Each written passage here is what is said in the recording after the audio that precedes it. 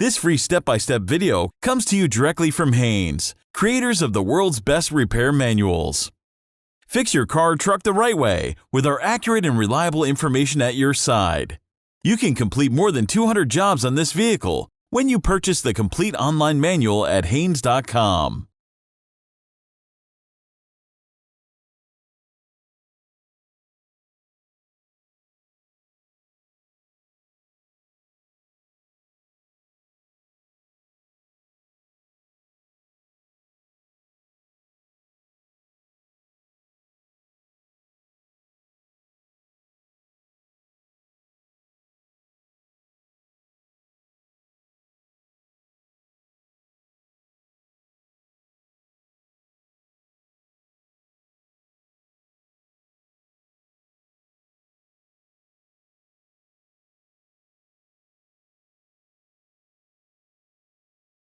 Slide the battery cover in a direction of the arrows, then lift it off to gain access to the negative battery terminal.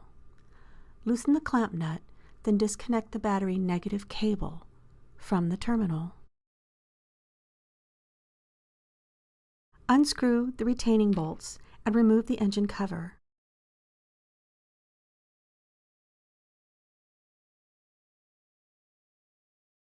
With the engine completely cold, slowly turn the cap counterclockwise to relieve the pressure in the cooling system. A hissing sound will normally be heard. Wait until any pressure remaining in the system is released. Then continue to turn the cap until it can be removed. Where necessary, release the fasteners and remove the engine lower splash shield. Position a drain pan beneath the lower radiator hose connection.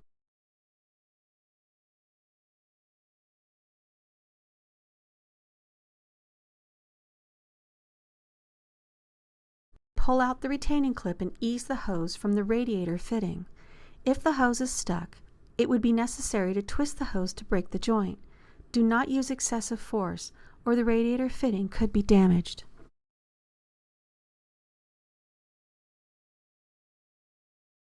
Allow the coolant to drain into the container. Once all the coolant has drained, reconnect the hose to the radiator and ensure the retaining clip is properly seated.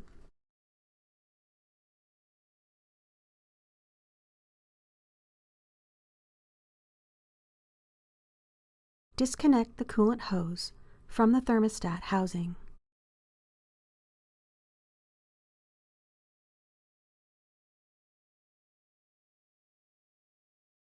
Unscrew the bolts securing the housing to the engine block.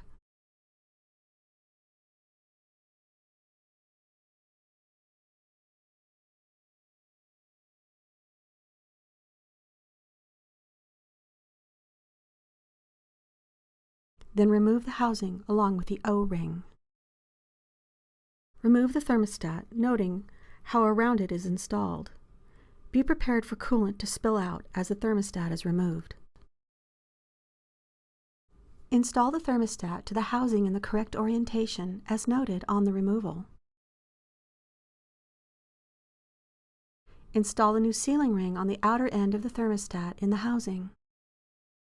Reinstall the housing and retaining bolts.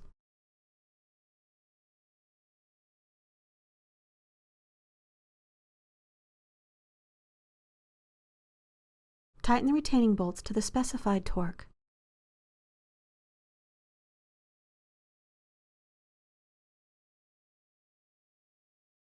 Connect the coolant hose to the thermostat housing and secure the hose clamp.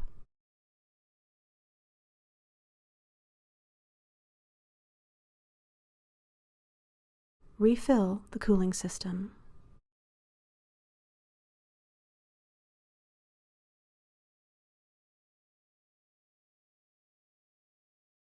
Loosen the clamp and slide the heater core supply hose from its pipe until the bleed hole at the top of the hose is clear of the surface of the pipe. Do not disconnect the hose from the pipe completely. Remove the screws and detach the expansion tank.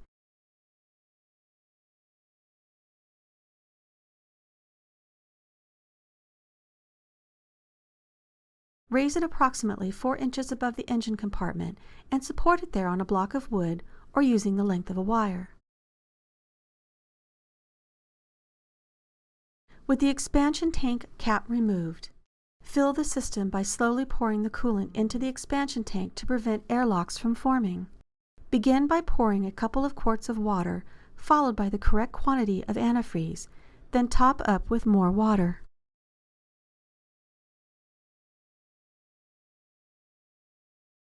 Continue filling until coolant starts to run from the bleed hole in the heater hose.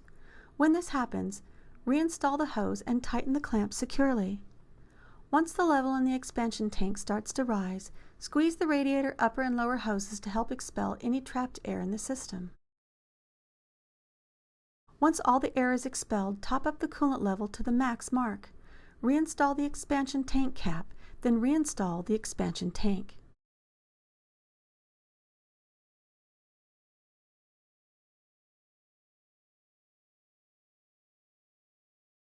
Start the engine and run it at a fast idle for about 3 minutes.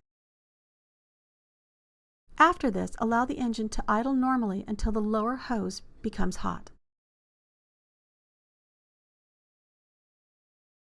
Check for leaks, particularly around components that were disconnected. Check the coolant level in the expansion tank, adding if necessary. Note that the system must be cold before an accurate level is indicated in the expansion tank.